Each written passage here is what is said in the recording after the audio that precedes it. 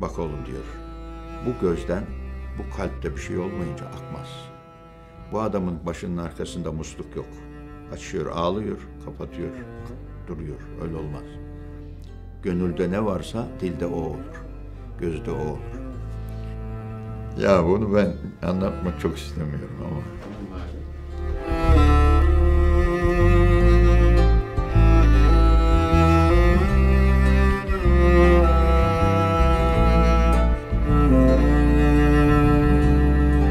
Hedefi olan insanlar için yol bir fırsattır değerli dostlar. Yollar sizi kilitlendiğiniz ufuklara taşırlar. Yola düşersiniz ve yanınızda yol yordan bilen bir yol arkadaşınız da varsa, yolun çilesine de katlanırsınız, yol arkadaşınızın nazına da katlanırsınız ve beraber yürürsünüz o yolları. Hacı Muammer abi işte böyle bir yol arkadaşıydı. Kahvane sohbetlerinden Bornova Camii'ne, Balıkesir'den Trabzon'a, İzmir'den Erzurum'a, Hoca Efendi nereye gitmek istiyorsa arabasını çalıştırır ve ardından vira bismillah deyip yola koyulurlardı.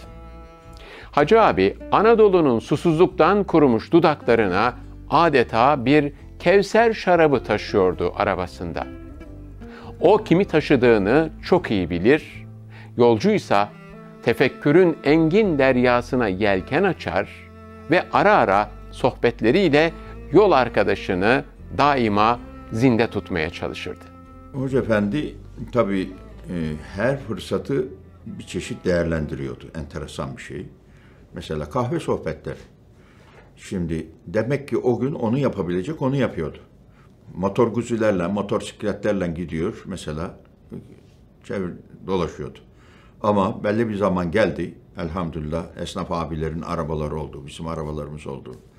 Yani mesela ben daha çok, hani Hoca Efendi beni tercih ederdi. Çünkü ben devamlı giderdim. Cuma vaazında arabasını çökerdim. İster en arkaya, ister ön öne geçeyim. Kapının önündeki duran arabayı binmezdi. Çünkü bugün var, yarın yok. Efendim der miydi? Mesela derlerdi ki hocamızı biz taşıyalım. Buyurun taşıyın derdim. Hoca Efendi kimi isterse onu biner. Hoca Efendi de hiç onları binmezdi. Gelirdi benim arabayı binerdi. Onun gibi mesela şeyleri, bir de uzun yolculuklarımız olurdu. Hoca Efendi Cevşen okur. Böyle mırıldanarak Kur'an okur. Cevşen'i okur kendisi. Çok konuşmazdı. Ama sorsak bir şey cevap verir. Mesela öyle yollardan her şeye almazdı, aldırmazdı. Bir gün hocam şunlardan bir şey alalım mı dedim. Şu dededen veya teyzeden alalım dedi. Hocam genç çocuklardan alsak onlar hırsızlık olabilir dedi ya. Çocuk dedi başkasının malını getirir satar dedi. Haram işte yaptırmış oluruz dedi. Teyzeden alalım dedi. Mesela biz bunları düşünemiyoruz ama Hoca Efendi bu işin helalını, haramını çok iyi hemen bize ders veriyordu. Her hareketi bizim için bir dersti tabii Hoca Efendi'nin. Sonra hazırlıklı olurduk. Bir gün sabotaj yaptılar mı yapmadılar mı bilmiyoruz. Arabamızın arkasında akümüz, ışığımız, her şeyimiz böyle hazır olurdu. Bir gün kesildi ceryanlar konferans verirken. Hoca Efendi dedi ki arkadaşlar dağılmayın dedi. Hemen bizim teşkilat hazır dedi. Zaten kurmuştuk. Yani elektrikler kesilirse ne yapacağız? Hemen akünün başlarını bağladık, ışığı da verdik. Konferans konuşmaya devam etti. Yani Cahit abi hazırlıklıydı. Abi yeri gelmişken Tuzcu Cahit abi ve onun misyonunu anlatır mısınız? Cahit abiyle böyle yolculuğumuz olurdu fakat öyle çok dertleşmedik de oğlu anlattı. Babam dedi işte Müslümanlıktan dolayı askeriyeden attılar. Teknik bir elemandı babam dedi. Ama bütün buna rağmen Müslümanlığından dolayı attılar. Karşıyaka'daydı zannediyorum gene askeri o Gazemir diye veyahut da Gazemir değil. Karşıyaka'da askeri üs vardı. Oradan çıkarken birisi yardım istemiş dedi. Babam da cebinde ne varsa vermiş, İzmir'e yayan geldi dedi. Yani öyle cömert de bir insandı. Besmelesiz lokmasını hatırlamıyorum Cahit abi. Her lokmasında besmele çekerdi. Ve Ali Açıl abi anlattı. Ben dedi hiç kimsenin Hoca Efendi'yi nazlandığını görmedim. Sert davrandığını görmedim. Ama Cahit Bey sert davrandı. Bir gün geç kalmış dedi Hoca Efendi. Neredesin hocam? Yani beni çatlatacaktın. Neyi geç kaldın? Hayırdır dedi. Hoca Efendi üzüldü dedi tabii. Yani Cahit abiye ayrı bir değer verirdi Hoca Efendi. Onun veliliğini işaret ederdi. Yani biz Almanya'ya gittik. Gelirken Cahit abiyi almadık. Araba çok kalabalık olacak diye. Yolda gelirken kaza yaptık. Devrildik. Neyse geldik Türkiye'ye. Hoca Efendi dedi ki Cahit Bey'e almamanızın cezasını dedi. Kaza yaparak atlattınız dedi. Yani Cahit abi böyle güzel bir insandı. Vaazları güzel kaydetmek için ta Dortmund'a gitti teyp almaya. Aldığı teyp de senin şeyden daha küçük. Yani ama hassas bir Sony aldı. Daha sonra büyüttü onları falan. Neyse. Hoca Efendi ile yolculuk yapmak zor olmalı. Yani devamlı konuşmak. Yok hayır, ben biraz vurdum duymaz bir adamım. Yani çok bedeviliğimi söylüyorum ya. Hoca Efendi bizi çok katlandı canım. Yani ben çok sıkılmazdım. Sonra da araba kullanmayı da seviyordum. Mesela tek başıma gider, tek başıma gelirdim. Ben ikinci şoför bilmiyordum yani o zaman. Malatya, Zonguldak, Diyarbakır, Elaziz, Van. Bir gün Hoca Efendi Hacı Muammer gelsin diye haber göndermiş. Nasıl hastayım? İzmir'den çıktık, Uşak kaç kilometre? 200. Bitti film. Erzurum'a gideceğiz. Hocam bitti ben dedim. Cami vardı yol kenarında. Hadi geç biraz uzan dedi. O oturdu, ben yattım. Ne kadar yattım bilmiyorum. Kalktık. Erzurum'a kadar gittik. Ama nasıl? Felç gibiyim yani. Yolculuklarda bir yere giderken bir yerlere uğrayıp ziyaretler ediyor Yoktu muydunuz? ki. Gidecek, kalacak yer yok. Yani mesela Ankara'dan bir çekiyorduk, doğru Erzurum. Yolda ne Sivas'ta var, ne Yozgat'ta var, ne efendim Erzincan'da var. Basıp gidiyorduk Erzurum. Mesela Ankara'dan bir çıktık, yıl kaçtı acaba bilmiyorum. Bir de Rize'de bir konaklama yeri var. Basıp gidiyoruz, yollar bomboş. Çok üzülüyordum. Merhametin yok diyelim nefsine, merhamet etmez misin evladına? Senin uğruna bu yola atıldık. Acılarına ortak olmak, ızdıraplarını dindirmek, gönlünü abad etmek için. Bize gönül koma. Ağırdan aldık, vaktinde imdadına yetişemedik. Hacı Muammer abi ve arkadaşları böyle bir vicdan sorumluluğuyla yola çıkmışlardı. Yeryüzünde ağlayan bir çocuk kalmayana kadar çalışmaya söz vermişlerdi. Yetimler, öksüzler, kimsesizler sevinsin diye kendi ailelerini bile ihmal ettiler. Bu fedakarlığın karşılığını almayı da asla bu dünyada düşünmediler. Tabii o dönem Hoca Efendi ve hizmetle çok ilgilendiniz. Bütün abiler için kendi ailenizi ve çocuklarınızı biraz ihmal ettiniz. Bu da çocukların size nasıl bir faturası olarak... Başlangıçta çocuksu hallerindeyken anlamadılar ama daha sonra dediler ki sen hizmet için yaptın, biz de bunu sonradan anladık. Baştan çocuklar babamız bizi sevmiyor gibi ifadeler duyardım. Biraz üzülürdüm ama ben çocuklarımı seviyordum yani. Mesela başkasının çocuğunu severek hasretimi küllüyordum. Ama çocuğumu da şunu fark ettim daha sonra, baba sevgisini nasıl ona tattıracağız, doyuracağız. O da olmadı. Son 2 numara Suat'ı hocası dedi ki bu çocukları niye sevmediniz dedi. Sevdik. Yok dedi, sevmemişsiniz dedi. Çünkü dedi çocuk geliyor dedi. Ayaklarımı sarılıyor sımsıkı dedi. Başını okşamamı istiyor dedi. Başını okşuyorum. Kollarının gevşediğini hissediyorum. Suat yeter mi diyorum. Yeter hocam. Hadi git yerine otur evladım diyorum. Git bir yerine oturuyor. Ve akıllı da bir oğlunuz var dedi. Ama niye sevmediniz dedi. Çocuğunun babadan kaçtığını gördünüz mü siz? Kırgızistan'a gittim. Çocuk dünyaya geldi. 3 sene sonra 3 sene ayrı kaldık. Her eve gelişimde çocuk benden yabancı erkek diye kaçardı. içime otururdu ama yapacak bir şey yok. Kader bu.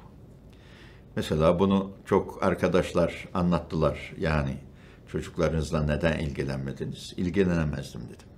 Çünkü yapılacak, Hoca Efendimizin şöyle bir sözü var. Biz 3 hayatı yaşayacağız.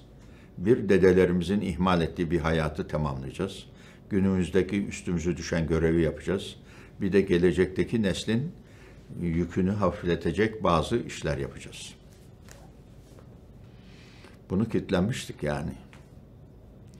Elhamdülillah yani onu ben hocama bir ara ben bu işin adamı değilim dedim. Bunu samimi olarak itiraf ettim. Yani kendimi bu işe liyakatlı görmüyordum. Hocam daha ileride daha çok üzmemek için başlangıçta böyle bir ifadede kullanarak hocamı bir şeyi önceden tedbir alsın diye söylediğimi bilirim. Hoca Efendi çok üzülmüş. Demek benimle çok hayalleri varmışmış. Ben onu hatta Erdoğan tüzünü demiş Hacı Muammer kendini geriye itiyor diye. Ben atılırım zannediyordum. Cemaatin dışına atılırım. Hoca Efendi 2. 3. safta tuttu beni. Şimdi Hoca Efendi'nin mesela Ahmet abi benden daha iyi bilir de musikiyle çok yakın şeyi var. Evet. Muhteşem bir müktesebatı var. Evet. Siz hiç müzik dinlediğini, radyo dinlediğini, Görmedik ama beğendiğini gördüm. Güzel şarkı sözleri yazanların sözlerini metüşena ettiğini bilirim. Bunlar yani iki boyutlu, hem ahiret boyutlu hem dünya boyutlu, iki dünyayı yaşayan insanların sözleri diye onları metüşena ile andığını duydum. Ama müzik dinlerken ben görmedim. Arabada giderken ne dinliyordunuz? Yok, bir şey dinlemezdi Hoca Efendi. Bir şey dinleyemezdik ki, radyo açamazdık zaten. Bir gün sadece Latif Erdoğan'ın vaazını koydu. Dedi, bunu tanıyabilecek misin dedi. Hocam bu siz değil misiniz dedim. Yok ben değilim dedi. Aynen Hoca Efendi taklit ediyor. Sözler, cümleler falan. Bu Latif Erdoğan dedi, kaseti tekrar çıkarır. Hoca Efendi'nin dinlediği başka vaizler, hocalar var mıydı? Böyle gideyim. Belki dinliyordu. Ben onu bilmiyorum. Timurtaş Hoca o zaman meşhurdu. Tahir Büyükgörüşçü meşhurdu. Yani vardır ama ben şahit olmadım. 78'de Sabri Ülker'le beraber onu evinde ders yapan, ailesine ders yapan, İslam'ı anlatan, ilmi halini anlatan bir Mahmud Efendi, soy ismini bilmiyorum, bir küçük bir mescidin imamlığını yapıyormuş aynı zamanda. İstanbul İmam Hatibi'ni kuran hocalardan bir tanesi, Arapça hocası. Onlar geldi, bize dediler ki işte Sabri Bey geliyor, benim de Mercedes'im var. Dediler sen alacaksın. Gittik havaalanından aldık. Neyse geldik, kahvaltı yaptık zannediyorum. Ben bir fırsat kollayacağım, Hoca Efendi'ye soracağım.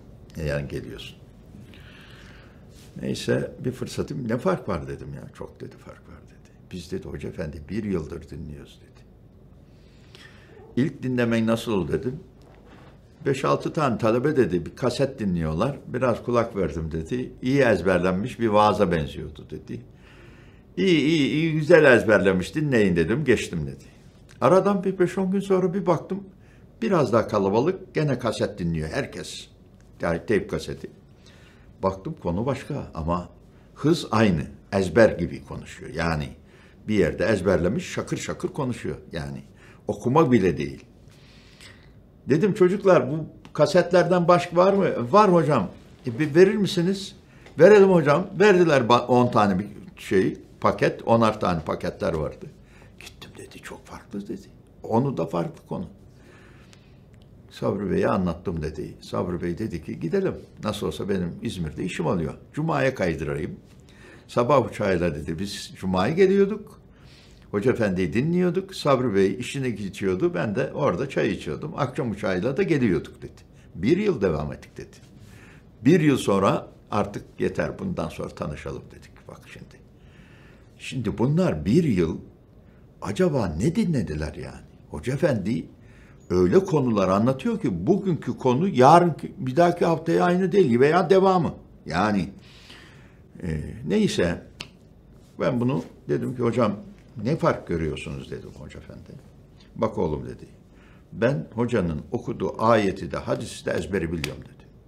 Ama hangi ayet, hangi ilmi bakar, hangi ilim, hangi ayeti bakar biz bunu bilmeyiz dedi. Bunu Hoca Efendi biliyor dedi. İlim iki kısımdır evladım dedi. Bir vehbi bir de kesbi dedi. Ben tabii bu tabirleri çok bilmezdim. Ne demek istiyorsun hocam dedim. Biz bunları pek bilmiyoruz. Cahilliğimiz de ortaya çıkıyordu. Bak oğlum dedi, şu camide dedi şimdi çocuk var. Ortaokullu veya ilkokullu. Üniversiteli var. Üniversite hocası var. Bizim gibi hoca var. Sabri Bey gibi esnaf var. Kişi muhatabını konuşur oğlum dedi. Karşındaki kimse onu göre konuşursun dedi. Bu adam kime konuşuyor dedi ya. Herkes ağlıyor dedi. Çocuğa mı konuşuyor benim ama bana mı konuşuyor dedi. Bu ne biçim söz dedi. Yani herkesi ilgilendiren bir konu. Bunu nasıl yapıyor? Bu dedi bir sevki ilahi dedi. Bu vehbi bir şey dedi. Niye sakal bıraktınız, niye kestiniz abi o durumda?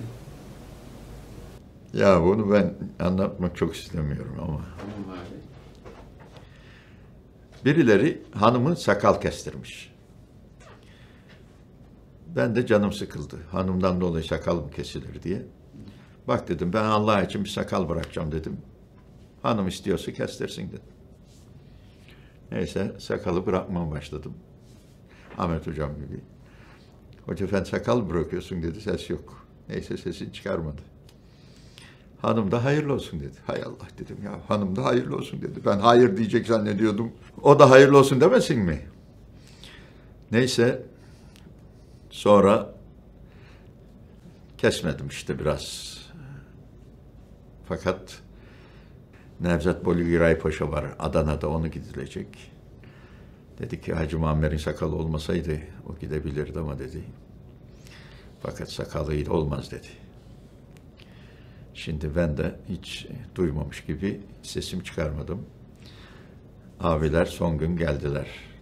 Dediler ki git sakalın kes. Efendim senden başka adam yok, arabada yok. Beraber yola çıkacağız. Hadi. Peki bak dedim benim sakalımı kestirmek için yapıyorsanız bunu yapmayın dedim. Ama yok hizmet bunu gerektiriyorsa sakalımı keseceğim dedim. Git kes dediler. Keserken ciddi ağlamıştım. Dedim ya Rabbi ben bunu senin için bırakmıştım ama şimdi de kes diyorlar, kıramadım. Buna kefaret olacak bir iş yaptır Allah'ım dedim. Yani günahıma kefaret olsun. Nevzat Bolgiray Paşa mesela sordu Adana'da. Niye ziyaretim geldiniz? Ben sizi tanımıyorum dedi. Tabii Alaaddin Gıdak abi vardı. Paşam dedi, bizim bir rehberimiz var, hocamız. O dedi ki, bu insanda bir cevher var. Benim vatandaşım bir erimin tabutunun altına omuz verdi. Bunda bir cevher var, gidin teşekkür edin dedi. Bir düşündü. Bunun için mi geldiniz dedi. Evet paşam dedik yani. Yani bir isteğiniz yok mu dedi. Ne isteğimiz olsun paşam dedik. Ve bizi kapıya kadar uğurladı. Bak şimdi. Emir Subay dedi ki ilk defa paşa odasından kendine gelen misafiri binanın kapısına kadar uğurladı dedi. Bunu ilk siz yaptı dedi. Yoksa odasından dışarı çıkmaz. Hoş geldiniz güle güle der dedi. Masasından bile kalkmaz dedi. Öyle.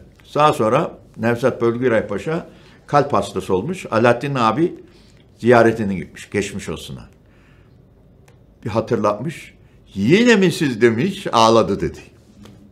Hoca Efendi'de böyle bir vefa duygusu vardı. Vakfın veyahut da başkasına verilmiş bir şeyi kendisine almazdı. Abilerin yapmasını mesela vermesini bir şey demezdi. Mesela ben de hiç kimseden para almazdım. Allah bana araba verdiyse benzin paramı da veriyor. Ben çok zaman benzin param bittiyse arabayı satardım. Yani benzin koyacak param yoksa arabayı satardım. Biraz toparlandıktan sonra bir daha alırdım mesela. Böyle bir şeyim vardı. Hoca Efendi o konuda abilerden gelen ikramı geri çevirmezdi. Mesela Mustafa Birlik abi evde yemek yapar getirir. Bir de tabii tanıdığı esnaflardan alırdı. Mesela ben de evde poğaça yaparlardı bizimkiler, getirirdim. Hacım mı gönderdi bunu derdi. Hoca Efendi bilirmiş bizden geldiğini. Öyle sevinirmiş. Öyle şeyleri çok durmadı ama bir gün Turgutlu'ya uğradık. Turgutlu yurdunda bayağı bir tepsi sarı şeftali getirdiler. Hoca Efendi orada lafın arasında öğrendi. Bunu kim getiriyor, nereden alıyorsunuz dedi. Yok hocam almıyoruz dedi. Bahçelerden getiriyorlar dedi komşu. Orası çevresi şeftali bahçesi. Niye getiriyorlar dedi. Talebemiz yesin diye getiriyorlar hocam dedi. O zaman yedirsenize talebe. Talebemiz yok hocam dedi. Mesela bir asker subayı, emekli abi vardı. Hocam buyurun dedi. Ya dedi ya bizim için getirmiyorlar dedi. Talebe için getiriyorlar. Bir tane almadı Hoca Efendi. Ve biz de şimdi biz yiyemedik tabii. Anladık ki vakfın malları yenmez. Bak hocam biz her şeyimizi Hoca Efendi'den öğrendik. Her şeyimizi. İnsanlarla olan davranışımızı, konuşmamızı, ibadetimizi, duamızı, yani peygamber sevgisini, Allah sevgisini, Kur'an sevgisini, yani ben her hizmeti Hoca Efendi'den öğrendim. Bugün tuvalet yıkıyorsam Hoca Efendi'den, gerçi yıkatmadık biz Hoca Efendi'yi tuvalet, ama teşebbüs ettiğini görünce bak dedim hocam. Tabii ben de o zaman bir bedevilik de var, bir şımarıklık da var. Hocam lütfen dedim yani bak. Hoca Efendi rengimin attığını da fark etti. Tamam Hacı Muammer dedi yani. Yapmayabilirim dedi. Ve bıraktı hemen. Yani biz Hoca Efendi'yi iş yaptırmadık. Mesela bize demezdi ki yurdun tuvaletlerini temizleyin. Kendisi bir bakarız Hoca Efendi'den otururken Hoca Efendi yok. Bir bakarız gitmiş fırçaları hazırlamış, leğenlerini hazırlamış, tuvalet temizleyecek. Hocam biz yaparız pekala siz yapacaksanız. Dua etmesinde Hoca Efendi'den öğrendik, namaz kılmasında, Allah demesine de. Biz Allah demesini mi biliyorduk yani? Hatta Hoca Efendi bize şunu söyledi bir gün. Gece namazlarınızı çocuklarınızı kaldırın dedi. Sizin gece namazlarınızı ve dualarınızı muttali olsunlar dedi. Yani öğretin onlara dedi. Bir gün dedim ki hocam bazen riyakarlık içime geliyor. Sen kendi kendime diyorum ki riyakarlık yapıyorsun diyorum. Ne yapayım dedim yani bırakmak istiyorum dedim yani. Sohbeti kesmek istiyorum. Yaptığımı yapmamak istiyorum. Hayır dedi. Yani yapman o günkü haleti ruhiyeni nasıl devam ettiriyorsan riyakarlık olacak deyip dedi hizmeti bırakmak olmaz dedi. Olabildiği kadar. Hatta Hoca Efendi bir gün kızdı. Ya niye inkişaf etmiyorsunuz? Ben diyeyim ben anlatamıyorum. Ama şunu da deyin Allah aşkına dedi ya. Bizim de alıcılarımız paslı. Hocam biz alıcılarımızdan dolayı alamıyoruz. Deyin de dedi ya biraz da ben teselli olayım dedi mesela.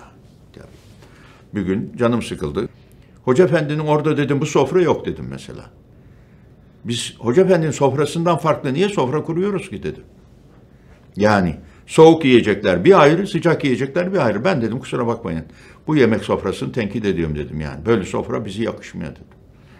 Çok bir şey değişmedi. Yani ama bunlar misafire iltifat ediyoruz lafının altında. Canım biz de Hoca Efendi misafir oluyoruz. Hoca Efendi misafir etmesini bilmiyor mu?